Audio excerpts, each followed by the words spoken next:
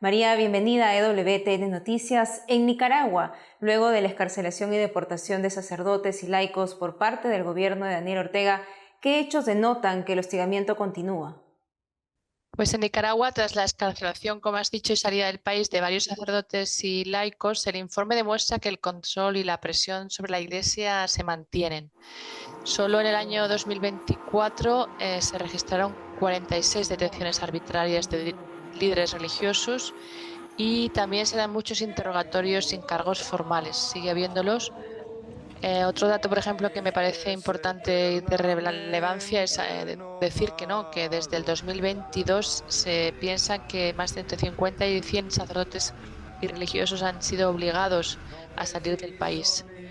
Y luego también se da una restricción grande de la vida pública de la fe. Solo en 2024 las autoridades prohibieron más de 4.800 procesiones en todo el país. 1.500 organizaciones religiosas y caritativas han sido canceladas en los últimos años. Y también otro país, María, es Haití, ¿no? ¿Cómo se extiende la violencia de las pandillas y también la inestabilidad política al ámbito religioso ahí? ¿Cómo afecta, por ejemplo, esto a la Iglesia? Pues solamente en la capital, en Puerto Príncipe, se registran más de 70 parroquias que han tenido que ser cerradas o han suspendido sus actividades por inseguridad o han sido abandonadas a veces, ¿no? Solamente el año pasado se registraron casi 5.600 asesinatos y más de 1.500 secuestros. Y entre los asesinatos también hubo víctimas de dos religiosas, por ejemplo, de la Congregación de las Hermanitas de Santa Teresa, que se habían refugiado con otro grupo de gente en una casa y fueron todos masacrados. Y también hubo un matrimonio misionero estadounidense que falleció. Y el otro caso otro tema que nos ha preocupado muchísimo durante los últimos años son los secuestros, que hubo muchos secuestros de religiosos sobre todo. La mayor parte de ellos, gracias a Dios, acabaron bien, pero es tremenda la situación de inseguridad y lo que eso afecta a la labor de la Iglesia en Haití. Así es María, y también otro de los países, ¿no? Y esto es un llamamiento para que sigamos orando por todo el mundo en realidad. En Venezuela, la crisis política y económica provoca también tensiones entre el gobierno y la iglesia. ¿Cómo se refleja esto en el informe de ustedes? Y en este contexto, la Iglesia Católica y otras comunidades religiosas pues, han tenido que sostener su misión en medio de la pobreza, pero también de una polarización política muy grande, ¿no? Y el otro caso que nos concierne mucho es la aprobación de una nueva ley, la Ley de Fiscalización de ONGs, que permite también la disolución de organizaciones para recibir fondos internacionales sin autorización. Y esto afecta también mucho a muchas instituciones religiosas cristianas católicas. 10 sacerdotes fueron asesinados entre 2021 y 2024 y hubo más de 900 casos de extorsión y amenazas directas a sacerdotes y religiosas, ¿no? María, y bueno, precisamente en Cuba también el Estado mantiene un estricto control sobre la vida religiosa. ¿Cómo se visibiliza esto dentro del informe? Sí, pues Cuba sigue siendo un país que, pues, el control de este país es pues, como has dicho tú, una supervisión estatal muy estricta.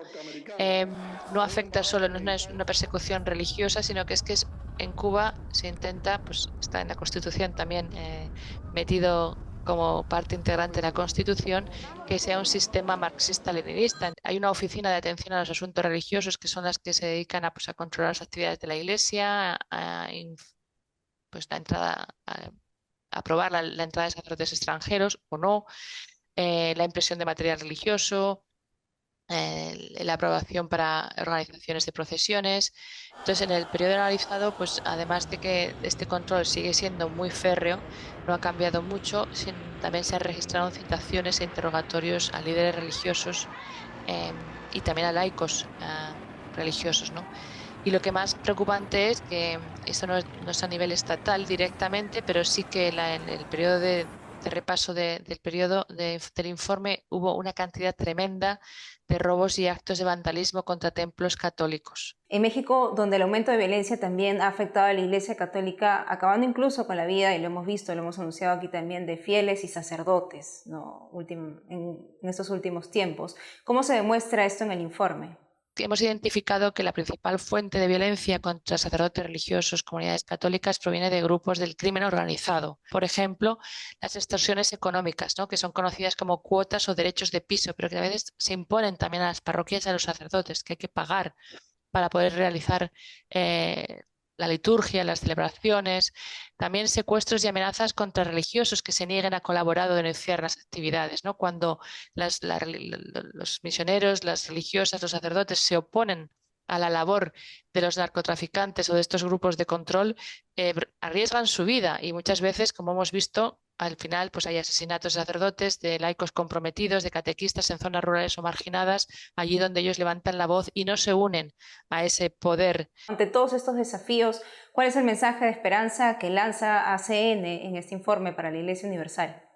Por primera vez en la historia de la Fundación, ACN ha lanzado una petición internacional para que se garantice en todo el mundo el cumplimiento del artículo 18 de la Declaración Universal de los Derechos Humanos, ¿no? Y este artículo afirma que toda persona tiene derecho a la libertad de pensamiento, de conciencia y de religión, que es un derecho que incluye la posibilidad de vivir y manifestar la fe en público y en privado. La gente que quiera puede afirmar esta petición, este manifiesto, para pedir a los gobiernos y a las organizaciones internacionales que realmente hagan de la libertad religiosa una prioridad real. Es un gesto simbólico, pero no solo simbólico, porque es una llamada urgente a la conciencia de la humanidad y dura un año esta acción, hasta noviembre de 2026, donde queremos entregar, si Dios quiere, 1 millón de firmas, lo que sea, invitando a todos a que se unan en esta defensa de la libertad religiosa para que se respete este derecho en tantos países donde no se está respetando, ¿no? Y vamos a dejar aquí también el banner con la página para que las personas y nuestros televidentes puedan unirse a esta campaña. María Lozano, muchas gracias por la entrevista. Muchísimas gracias a vosotros una vez más por dar voz a esa iglesia perseguida, a esa iglesia que sufre, y también a todos aquellos que sufren la falta de libertad religiosa, un derecho que creo que es casi sagrado para nosotros.